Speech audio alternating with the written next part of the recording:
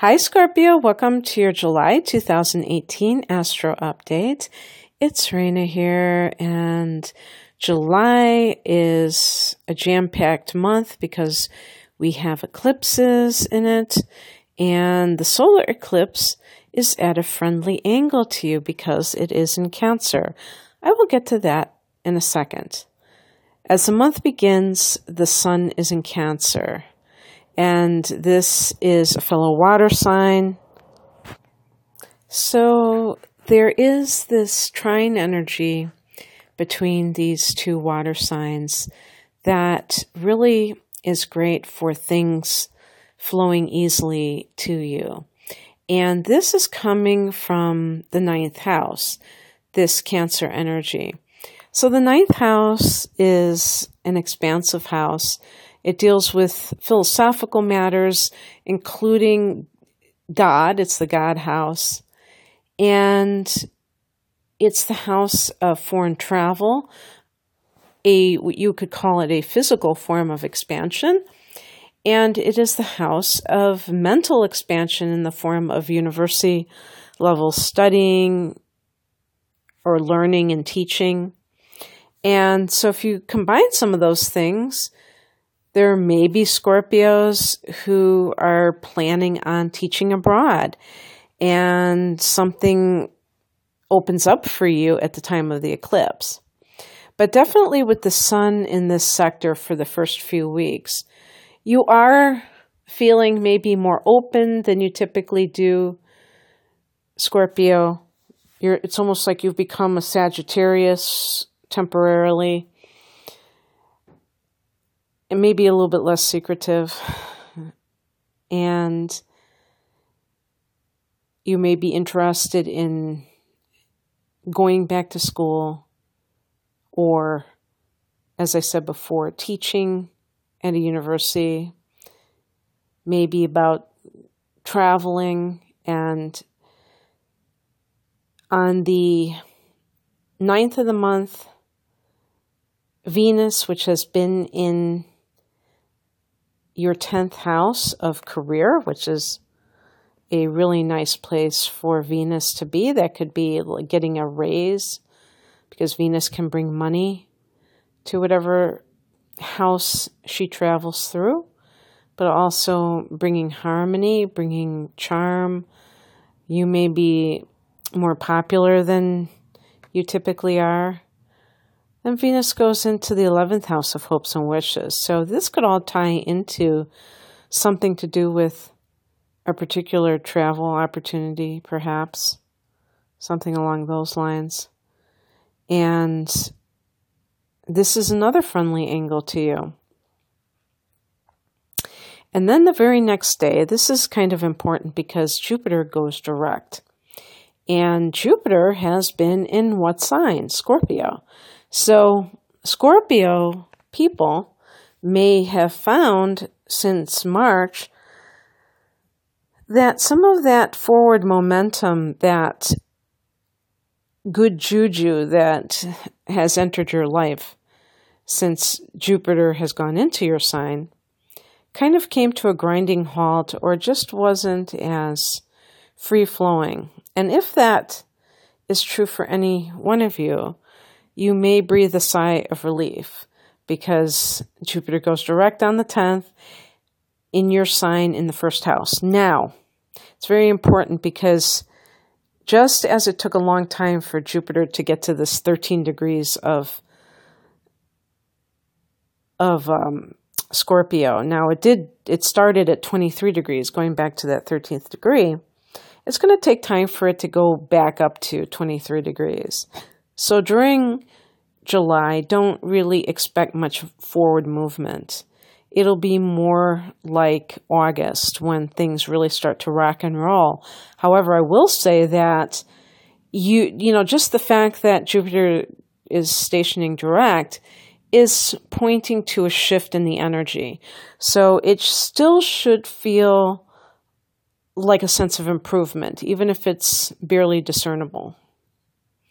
And then a couple of days later, we have that solar eclipse at 20 degrees of Cancer in your 9th house of the higher mind. Now, this is going to be new opportunities opening up for you in the area of foreign travel, universities, whether, academia, whether you're learning or teaching, publishing, advertising, writing. I guess writing and publishing are in the same area. But the thing about this, remember that solar eclipses are powerful new moons, so new beginnings in this 9th house. And then, let's see, what's happening after that? That's the 12th. And then on the 22nd, the sun goes into Leo, into that 10th house. So you're going to be very into your work and feeling kind of serious about career advancement. Because the 9th and the 10th house are featured so much, there could be a connection between travel and your work, or academia and your work, or religion and your work. If you're studying to be a yoga teacher or doing energy healing, maybe you're getting Reiki attuned or going off on some shamanic adventure. For some of you, you may be heading to a foreign country to study yoga and doing an immersion course or something like that, or something that has to do with healing modalities. And that is the kind of career that Scorpio people would excel in, because your ruler, Pluto, is associated with healing and transformation. So if that kind of thing is on your radar, I just wanted to kind of give you the heads up that, yeah, the energy supports it. And then on the 25th or 26th, depending on where you live, we have another Mercury retrograde. Oh, isn't that lovely? And this is going to begin at 23 degrees of Leo. So that's your 10th house, and you might be rethinking something along those lines of, the direction you want to go in, or how you're putting yourself out there. You're really visible when you have plants in the 10th house, and you've just had Venus in this house. So Venus has given you some kind of, it's not so much recognition as attraction. Venus is the attractor, but you may still be kind of undecided whether or not you want to pursue something to the nth degree. Maybe you're kind of like dipping your toe in and seeing if you like whatever is going on, but eventually you will make that final call. I think that in August, when there is an eclipse in Leo in that 10th house, that might be the time when doors really start to open for you in this area. And this will be happening. Oh, I think that the Mercury retrograde is still going to be happening when the solar eclipse happens in that house. So it's not like everything is going to be settled on that date of the 11th for sure, but at least it may give more, how would I put it, emphasis. Because you may be, it's not so much that you would be confused, but rethinking things related to your career objectives or how you've been, what you have been pursuing. And then on the 27th or 28th, depending on where you live, we have the lunar eclipse at 4 degrees of Aquarius, which is your opposite sign. I was thinking of Leo because I was just reading Leo. It's not your opposite sign, Scorpio. It's actually happening in your 4th house of home and family. And I just want to kind of reiterate that lunar eclipses are full moons. In the fourth house of home family, we could be talking about ending, something to do with mom and an ending. The ending of a house. So maybe your childhood home is finally, maybe your mother is deciding that she's going to downsize, and so that's on the market. Or your home that you're living in right now, maybe you put that on the market. It can be just a chapter ending with family member, especially the mother. It can be perhaps some kind of revelation about your childhood that kind of just comes to you. Sometimes I wonder if dream life will be more active at this time, simply because the full moon is a very psychic period of time.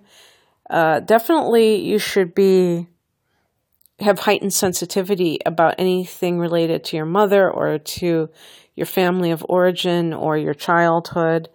And this can be healing, because you may put together like a piece of the puzzle of whatever has been going on in your life since you were a child. And sometimes these things, it's really weird how they happen, because, something similar happened to me.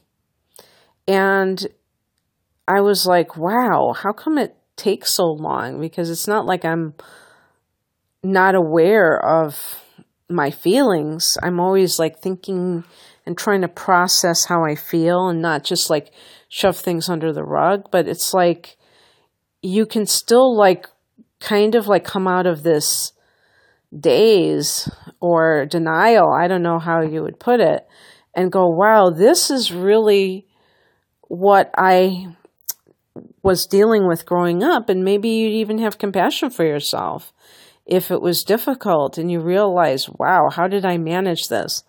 How did I survive this?